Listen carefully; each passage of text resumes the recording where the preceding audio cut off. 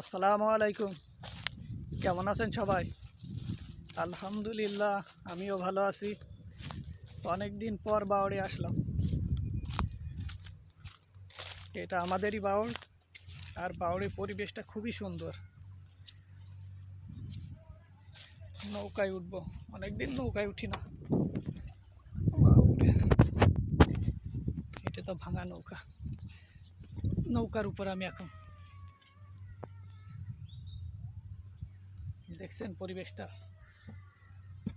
অনেকদিন ধরেই ভাবছিলাম যে আজকে বাউড়ে গোসল করব, তো চলে আসলাম।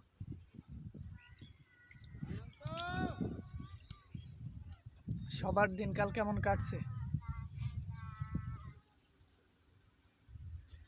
আগে ছোটোবেলায় প্রতিদিনই আসতাম বাউড়ে আর নৌকা চালাতাম, কিন্তু এখন তো আসলে মালোরাও নেই, মানে যারা হিন্দু মাছ টাছ ধরতো তারাও নেই। অনেক দিন যাবৎ চলে গেছে।